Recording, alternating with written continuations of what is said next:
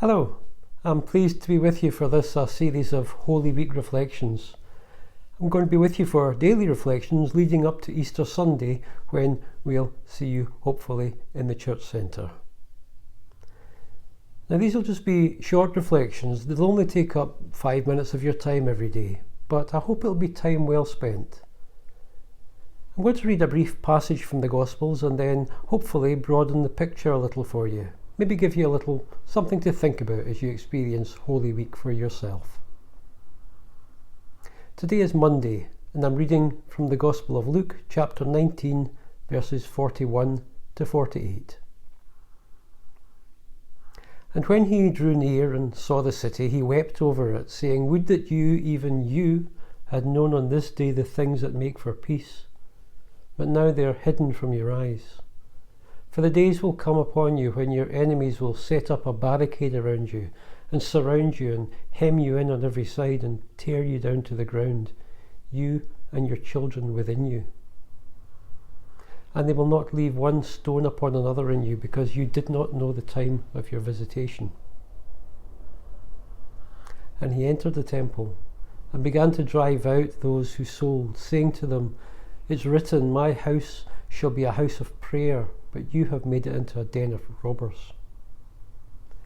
And he was teaching daily in the temple. The chief priests and the scribes and the principal men of the people were seeking to destroy him, but they did not find anything they could do, for all the people were hanging on his words. Amen. This is something no one saw coming. In the 3 years of his ministry, Jesus had shown his authority, but it was through his miracles and his teaching, nice things, kind things, peaceable things. But now here we are with Jesus asserting his authority. He's throwing out anyone and everyone who's doing business in the temple courtyard. That's the moneylenders, the money changers, the men selling pigeons and doves for profit. And as you'd expect, the Jewish leaders, well, they're not too pleased with this seditious display of power and authority. You see, power and authority belong to them, not him. That's what they think anyway. Now, I don't know about you, but what gets to me about this passage is the depth of the emotions that Jesus showed that day. When he says, "Would that you have known on this day the things that make for peace," he's talking about Jerusalem, and he weeps for the place, for what it's become. And he's furious too. He's mad about those who would take advantage of his people. And he didn't do what we often do when we see something that makes us angry. He didn't just moan to his friends, mutter about it and walk on by. He did something about it. He threw over the tables of the businessmen and he shut their business down. Must have been chaos. Can you imagine it? Tables, money, birds, animals all over the place. Can you imagine the noise, the mess? Can you imagine even the fear about what this man Jesus was going to do next?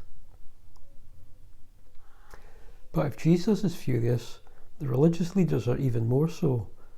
They can see what's really going on here. So see, Jesus is challenging them. He's behaving as if he's got the right to question what they've allowed. He's behaving as if their authority means nothing.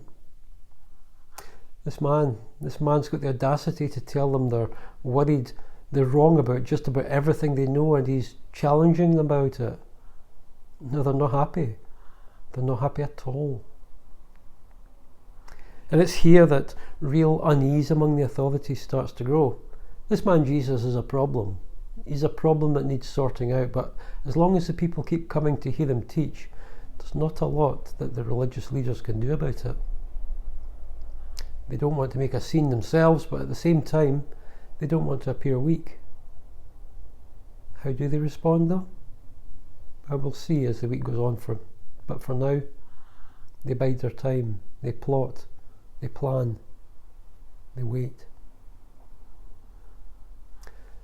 So what about us? How do we respond to the authority of Jesus in our lives? How do we react to the challenges that he makes about our attitudes, our thoughts, our behaviours? Do we, and well, we have to be honest here, do we secretly sometimes get a bit irritated by him for revealing our flaws like the temple priests? Or do we just accept his authority, listen to him and do something about it? Do we let his influence and his love make us more into the people he wants us to be? I'm going to leave you with that thought for today, and I'll see you tomorrow.